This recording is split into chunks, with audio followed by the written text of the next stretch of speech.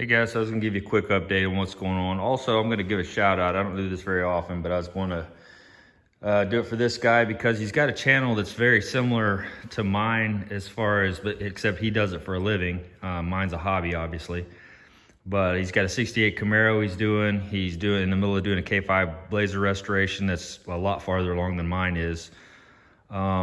And he does all kinds of, he does, you name it, he does it. He paints, he welds, he fabricates, he does sheet metal fabrication.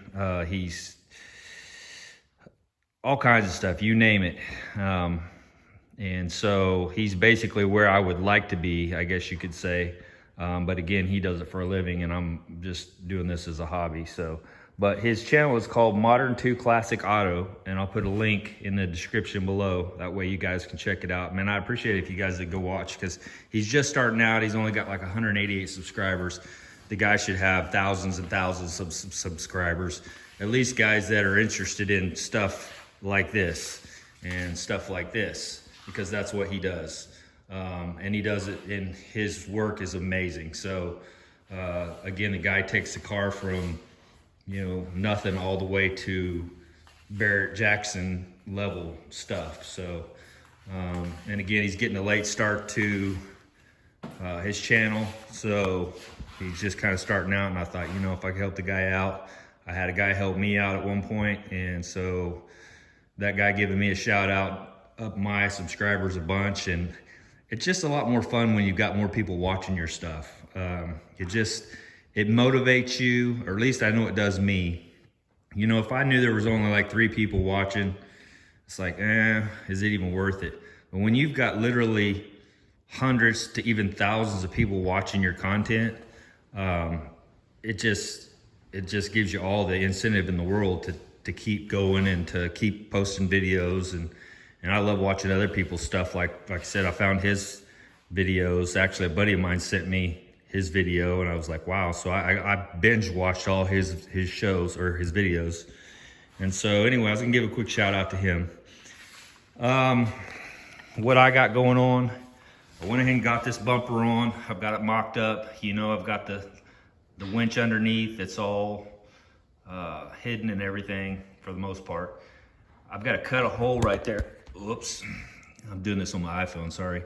I've got to cut a hole right there in the front so that the fair lead will be exposed and I can get my cable out.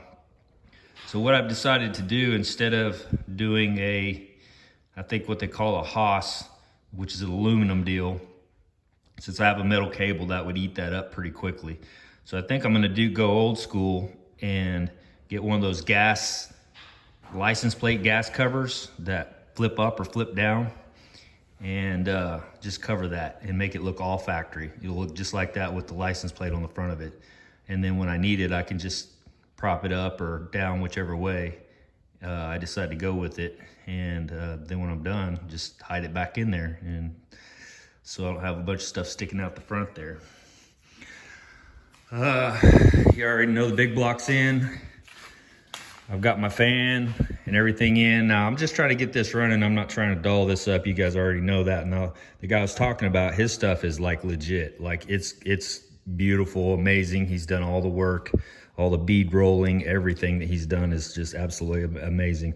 This is kind of hillbilly, just throw it together, get it running so I can pull it in and out, because again, my focus is on the Camaro. And so, yeah, just getting the radiator in. I got it filled up. I got some new pads, because these little pads here are just gone. So I bought some of these. Wiring, I'm wiring all this stuff up here. Bought this little guy here to put in here. That goes to the fan relay switch. It'll kick this on when it hits 180 and all that kind of stuff. So yeah, just little stuff like that I'm messing with. Again, wiring and stuff like that. I found some of the old wiring in here is super brittle. It needs to be replaced, so I may go ahead and do that while I'm in here.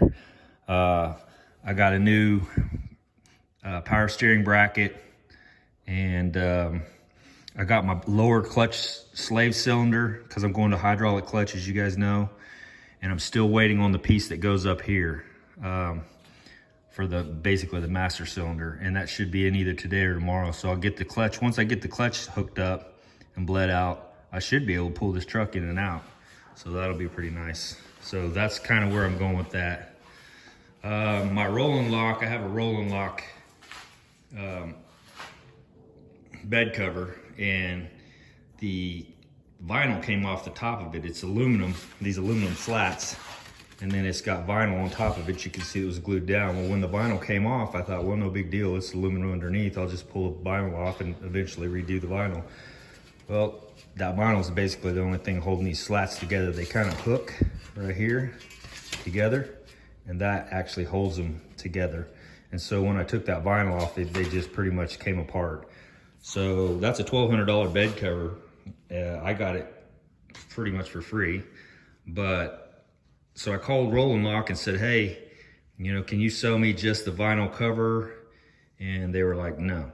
They can sell lots of little parts and stuff like that, but they don't sell that. So I basically took all this apart, redid it, re-greased it, lubed it and everything. So this thing works really nice and smooth now.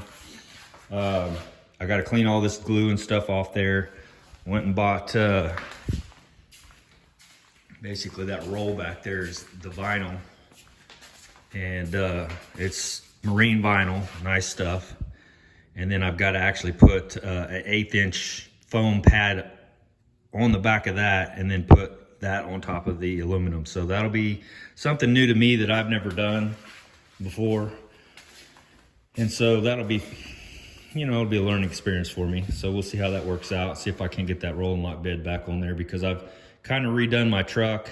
I don't know if you guys know, I put new wheels on it and put a new grill, new front grill. And it kind of went back to stock with it because it was looking pretty bad, really.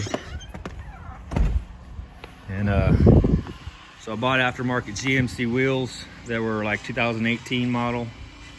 And then I went ahead and bought a new grill, a new GMC grill. Actually, it's not new, but it's new to me.